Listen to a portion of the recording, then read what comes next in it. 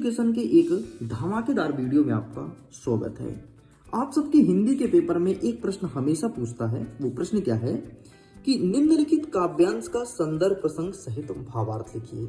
देखिए, इस काव्यांश को कहीं कहीं पर कोई पेपर में आपको पद्यांश लिखा मिलता है, तो कंफ्यूज मत होना। चाहे पद्यांश शब्द लिखा हो या फिर लिखा हो आपका काव्यांश वर्ड, दोनों चीज सेम है। इस वीडियो में हम देखेंगे कि अगर आप पढ़ करके नहीं गए हो और आपको पद्यांश के बारे में थोड़ी सी भी कोई चीज याद है, तो आप आसानी से नंबर ला सकते हैं। नंबर कैसे आएंगे हम आपको ट्रिक भी बताएंगे। और हिंदी के पेपर में अगर तुम पढ़कर गए हो तो दिन बेहतर है, नहीं पढ़ के गए हो फिर भी तुम पूरे में से पूरे नंबर लेकर के आ सकते हो, बस एक छोटे से ट्रिक के माध्यम से। और ये ट्रिक किसी एक पद्यांश या एक काव्यांश में नहीं लागू होगा, बल्कि जितने भी तुम्हारी किताब में हैं सारे के सारे लागू होंगे। देखिए, सबसे पहले प्रश्न क्रमांक 18 कहता है कि निम्नलिखित काव्यांश का संदर्भ प्रसंग सहित भावार्थ लिखो। अच्छा, संदर्भ का मतलब क्या होता है, प्रसंग का मतलब क्या होता है और भावार्थ का मतलब क्या होता है, इसको समझ लीजिए। संदर्भ का मतलब होता है एक तरह का एड्रेस, मतलब परिचय। परिचय मतलब क्या, जैसे मैं तुमसे पूछता हूं कि तुम्हारा नाम राम है, तुम कहां से आए हो, तो तुम यही बताओगे ना कि मेरा नाम राम है, मेरे पिताजी का नाम मिस्टर मोहन प्रसाद शर्मा है, मैं ग्राम पोस्ट झिरिया तहसील जो भी हो वो बताएंगे, यहां से बिलोंग करता हूं। वैसे बताने का सही एड्रेस यही होता है। अच्छा, एक काम कीजिए, सपोज कीजिए कि आप अमेरिका में हैं, ठीक है। तो अमेरिका में कोई आपसे एड्रेस पूछा है कि आप कौन है, तो आप क्या बताएंगे? आप सबसे पहले यही बताएंगे कि मैं भारत देश का निवासी हूँ।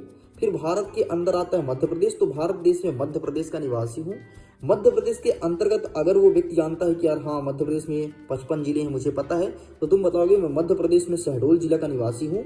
फिर शहडोल के अंतर्गत तुमसे कोई ब्लॉक पूछे तो तुम बताओगे कि हम व्यवहारी ब्लॉक के निवासी हैं। फिर व्यवहारी ब्लॉक के अंदर और तुम जाओगे तो अगर कोई गांव के आसपास के हो तो तुम गांव का नाम बताओगे। और जब तुम्हारे गांव में भी वो व्यक्ति चला गया और गांव में सारे व्यक्ति को जानता है, तो फिर तुम अपने पिताजी का नाम बताओगे, तब जाकर के तुम्हारा सही एड्रेस पता चलेगा। तो ठीक यही संदर्भ होता है।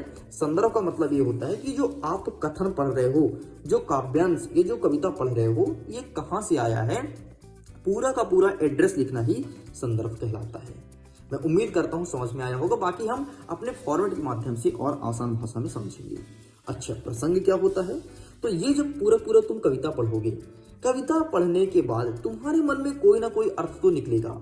अर्थ कैसे, तुमको लगेगा कि ये कविता इसके बारे में लिखी गई है, बस इतना ही तुम्हारे दिमाग में आ जाए कि ये कविता इसके बारे में लिखी गई है, वही इसका प्रसंग कहलाएगा। ये भी कंप्लीट होता है।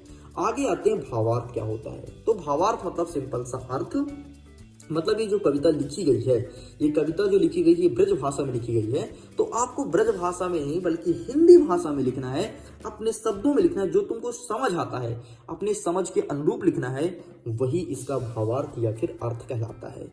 और ये रटने वाली चीजें नहीं होती है, व्यक्ति समझ और परख के साथ ही इसका आंसर कर पाता है। लिखा है, हमारी हरिहारिल की लकड़ी, मन क्रम वचन नद नद उड़ यह दृढ़ कर पकड़ी। कुछ इस प्रकार से लिखा गया है, बाकी हम पूरा रीड नहीं करते हैं। इतना पढ़ने के बाद हमको ऐसा लगा कि हरि मतलब भगवान श्री कृष्ण के बारे में लिखा गया है और कहा गया है कि भगवान श्री कृष्ण का जो शरीर है, देह है, वो लकड़ी के समान है, ठीक। और मन क्रम वचन से वे हमेशा खुश रहते हैं, वो बहुत अच्छा रहते हैं, एकदम निरोगी काय की तरह रहते हैं। ऐसा हमारे काव्यांश या पद्यांश में लिखा गया है। तो सबसे पहले हम संदर्भ का फॉर्मेट देखेंगे, संदर्भ कैसे लिखते हैं। संदर्भ लिखने का सही पद्धति यही है, आप लिखेंगे यह पद्यांश। पद्यांश क्यों लिखेंगे, क्योंकि यहाँ पर क्या लिखा है, काव्यांश लिखा है। और मैंने आपसे पहले ही बोला कि काव्यांश और पद्यांश सेम होता है, तो यहाँ पर जो भी बोला है वो आपको यहाँ पर लिखना होता है। तो यह पद्यांश हमारी पाठ्य पुस्तक, अब हमारी पाठ्य पुस्तक के किस अध्याय से लिया गया है, यहाँ पर आपके अध्याय का नाम लिखना है। तो जैसे आपके हिंदी के पद नामक अध्याय से लिया गया है, तो आप लिखेंगे कि यह पद्यांश हमारी पाठ्य पुस्तक पद पाठ से लिया गया है या पद कविता से लिया गया है। इसके कवि का नाम क्या है, जो भी इनके कवि का नाम होगा उस कवि का नाम लिखना है। तो यहाँ पर तो सूरदास जी हैं, ठीक, तो सूरदास आप लिख देंगे इस प्रकार से। अब सपोज करिए कि जैसे हम नीचे वाला आते हैं अथवा वाला। अथवा वाला क्या कहता है, नर नाथ से स्टार्ट है, नाथ सधुधुन भंज निहार, ऐसे कुछ करके लिखा गया है। तो ये लिया गया है आपके राम लक्ष्मण परशु संवाद वाले अध्याय से, और इसके जो कवि हैं वो तुलसीदास जी हैं। तो सिंपल सा आपको बदलाव करना है केवल यहाँ पर, यहाँ जहाँ पद लिखे हैं तो आप यहाँ पर लिख देंगे राम लक्ष्मण परशु संवाद, ठीक है, राम लक्ष्मण परशु संवाद, ठीक, पूरा लिख देंगे। और इसके जो कवि हैं यहाँ पर आपको सूरदास नहीं बल्कि लिखना होगा तुलसीदास जी। इतना कर लेंगे, बस ये आपका संदर्भ है। अगर आप संदर्भ बहुत अच्छे से लिख लेते हैं तो आपको यहाँ से 1 नंबर दे दिया जाता है। आपका 1 नंबर कंप्लीट हो गया इतना करने में। तो इसके लिए आपको करना क्या होगा बेटा, आप अपना किताब उठाइए और किताब के मोस्ट IMP क्वेश्चंस उठाइए परीक्षा अध्ययन परीक्षा बोर्ड से। वहां से जितने भी ये कथन है इसको देख लीजिए कि किस पार्ट से लिया गया है। और अगर तुम संदर्भ सही लिखे हो तो यकीन मानो संदर्भ और प्रसंग तुम्हारा कोई चेक नहीं करता, आसानी से नंबर दे देता है। मतलब तुमको केवल इतनी मेहनत करनी है, ये जो पद्यांश है ये किस पार्ट से लिया गया है और इनके कवि का नाम क्या है। एक चीज और बताऊं, यदि तुमको कवि का नाम याद नहीं रह जाता तो केवल तुम इसका पाठ का नाम देख लो किस पाठ से लिया गया है। जैसे आप लिख देंगे यह पद्यांश हमारी पाठ्य पुस्तक पद कविता से लिया गया है, इससे कवि का नाम लिखो ही मत, ये चीज ही ना मत लिखो। जब ये चीज तुम नहीं लिखोगे तो तुम्हें पूरा 1 नंबर दे दिया जाएगा। इतना लिख करके भी काम चलाया जा सकता है। बहुत सारे स्टूडेंट्स इतना लिख करके भी नंबर लाते हैं, मैंने टॉपर की कॉपी स्वयं देखी है, ठीक है। तो बस इतना आपको लिखना है। 1 नंबर आपका बन गया। कितने नंबर का था प्रश्न? 3 नंबर का था। अब बचा 2 नंबर का सवाल। अब देखो प्रसंग में क्या लिखते हैं। प्रसंग में आपको पहला वाक्य लिखना है कि इस पद्यांश में लिख दोगे, फिर जो तुमको इसको पढ़ने के बाद समझ आए वो लिख दोगे। तो हम क्या लिखेंगे यहाँ पर, इस पद्यांश में गोपियां कह रही हैं कि हम श्री कृष्ण के प्रेम के बिना जीवित नहीं रह सकते हैं। ये लिखा गया है पूरा का पूरा आपकी कविता में। क्या लिखेंगे कि इस पद्यांश में गोपियों ने कहा या फिर गोपियां कह रही हैं कि हम श्री कृष्ण भगवान के प्रेम के बिना जीवित नहीं रह सकते। इस प्रकार से आपका संदर्भ कंप्लीट हो जाएगा। अब देखो जैसे आपका नीचे वाला है, इस पद्यांश को हमने पूरा पढ़ा और पद्यांश को पूरा पढ़ने के बाद हमें समझ आया कि इस पद्यांश में सीता के स्वयंवर के समय शिव धनुष के टूटने पर परशुराम क्रोधित हो उठे थे, उसके बारे में लिखा गया है। बस इतना आपको लिखना है।